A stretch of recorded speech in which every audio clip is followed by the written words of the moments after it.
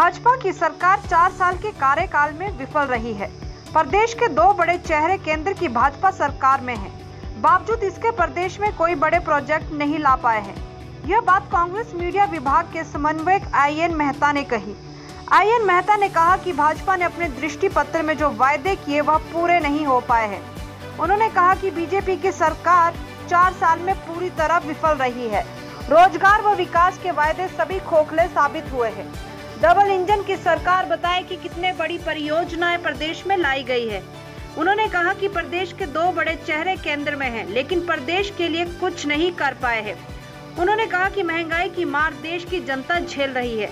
Petrol diesel के मूल्य हर रोज बढ़ रहे हैं। देश में सर्वाधिक 60% टैक्स पेट्रोल डीजल पर वसूला जा रहा है, जो कि सर्वाधिक है। भारत में पड़ोसी देशों की तुलना में पेट्रोल की कीमत अधिक है। उन्होंने कहा कि भाजपा की 4 साल की विफलताएं जनता के सामने हैं। सरकार की नीतियों से कर्मचारी, किसान, बागवान सभी दुखी है। इसका जवाब जनता चुनावों में देगी। भाजपा की सरकार चुनाव आचार संहिता का उल्लंघन कर रही है, जिसकी शिकायत चुनाव आयोग को की गई है, लेकिन इसका समय पर निपटारा नहीं हो पा रहा है। देखिए, कीरतपुर मनाली जो 4 लेन सड़क बननी है, 2011 में यह प्रोजेक्ट शुरू हुआ था और आज की स्थिति में आप देखेंगे कि इस 4 लेन की क्या स्थिति है। बदहाल पड़ी है यह सड़क। इसके बारे में ब्रिगेडियर साहब जो प्रत्याशी है भारतीय जनता पार्टी के मंडी संसदीय क्षेत्र से, उन्होंने एक 4 लेन संघर्ष समिति बनाई थी।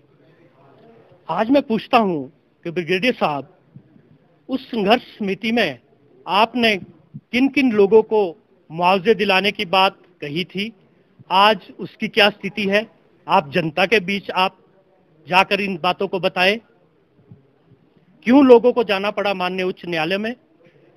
212/2017 CWPIL जो पेंडिंग है, आज क्यों उसका काम माननीय उच्च न्यायालय की देखरेख में हो रहा है? आप जनता को जवाब दें। क्या आप उस पर राजनीति कर रहे हैं? ये सब बातें आप जनता को बताएं। दूसरी बात, हम जो चुनाव आचार संहिता का उल्लंघन हो रहा है, इस प्रदेश सरकार कर रही है। हाल ही में माननीय मुख्यमंत्री जी ने एक घोषणा करी, कर्मचारियों को बड़ी राहत की तैयारी। मृत्यु या अपंगता पर NPS कर्मियों के परिवारों को ओल्ड पेंशन के दायरे में लाने का प्लान। माननीय मुख्यमंत्री जी, चुनाव की आचार संहिता 27 अक्टूबर को इस प्रदेश में लग चुकी है। ऐसी कोई घोषणा आप कर नहीं सकते हैं। हमने इसकी शिकायत प्रदेश चुनाव आयोग को करी है। हम उम्मीद करते हैं कि जल्द ही उसका संज्ञान लिया जाएगा। दूसरी बात, जो स्टार प्रचारक की सूची आती है, उसमें सारे नाम जो है चुनाव आयोग को दिए जाते हैं, जिसकी सूची विभिन्न पार्टियों को भी दी जाती है। एक मंत्री महोदय अर्की में चुनाव प्रचार कर रहे हैं, किस कैपेसिटी में चुनाव प्रचार कर रहे हैं, आप स्टार प्रचारक की सूची में नहीं है, तो उन्हें भी वहां से चुनाव आयोग आदेश करे कि वो स्थान छोड़े और इस तरह का उल्लंघन आचार संहिता का ना करे।